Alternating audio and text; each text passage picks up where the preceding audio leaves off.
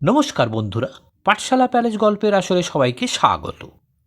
আজ তোমাদের জন্য আনছি একটা ছোট অথচ মজাদার গল্প, মধ্যরাতে মশা এবং মশারির বিভ্রাট।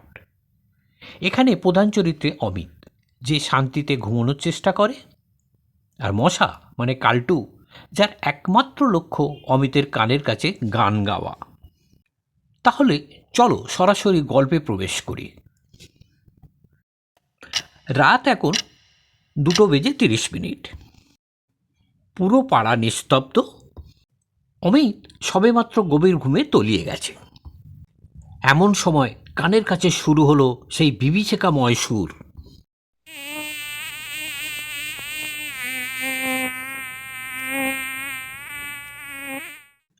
অমিত ঘুমের ঘোরে নিজের গালে এক বিশাল থাপ্পড় মারল। মশা মরল কিনা জানা নেই, তবে নিজের দাঁত আলগা হয়ে যাওয়ার উপক্রম। অমিত বিড়বিড় করে বলল, বাইরে পুরো শরীরে রক্ত কম, লিভার একটু ড্যামেজ, তাও কেন আমার কাছে আসিস?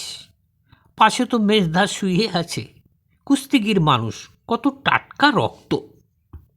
মশা মানে কালটু এবার আরও তেড়ে এলো। অমিতের মনে হলো মশাটা একা নয়, সাথে পুরো অর্কেস্ট্রা পার্টি নিয়ে এসেছে। সে এবার উঠে বসে মশারি টাঙানোর সিদ্ধান্ত নিল। মশারি টাঙাতে গিয়ে অমিত আবিষ্কার করল মশারির 4টে কোণা আছে, কিন্তু ঘরের হুক আছে মাত্র 2টো।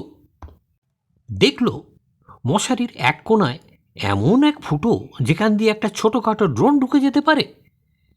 অমিত বলতে লাগল, ঠিক আছে, ফুটোটা ক্লিপ দিয়ে আটকে দেব, আজ দেখি কে ভেতরে ঢুকে গান শোনায়। মশারি টাঙানো শেষ।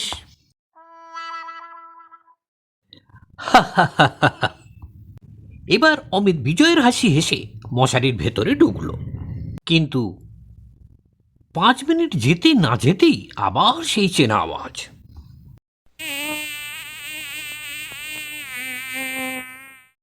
অমিত চিৎকার করে উঠল, ওহো! আরে তুই ভেতর ঢুকলি কি করে? আমি কি তোকে ইনভিটেশন কার্ড পাঠিয়েছিলাম? দেখা গেল মশাটা অমিতের সাথেই মশারির ভেতরে ঢুকে পড়েছে। এখন অবস্থাটা এমন, এক খাঁচায় 2 বাঘ, একজন রক্ত চায়, অন্যজন প্রাণ বাঁচাতে চায়। অমিত অন্ধকারেই তালি মেরে মশাকে ধরার চেষ্টা করছে। তালি মারতে গিয়ে সে ভুলে গেল তার চশমাটা পাশেই রাখা ছিল। মট করে একটা শব্দ হলো। অমিত বলে উঠল, গেল। মশা মরল কিনা জানি না, কিন্তু আমার 4 চোখের একটা চোখ ভেঙে গেল।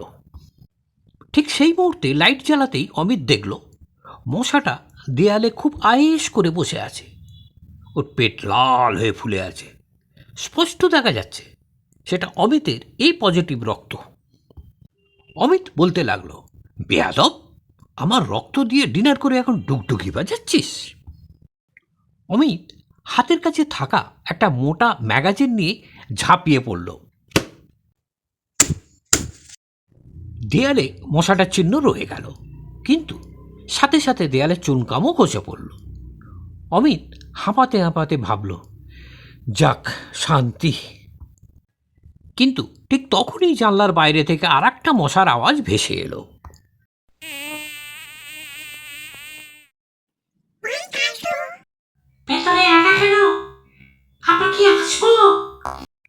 অমিত এবার কপালে হাত দিয়েই বসে পড়ল।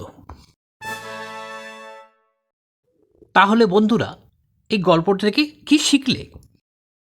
মশারি টাঙানোর আগে চেক করো তুমি মশা তাড়াচ্ছ নাকি মশার সাথে লিভ ইন করতে যাচ্ছ। গল্পটা কেমন লাগলো কমেন্টে জানাও।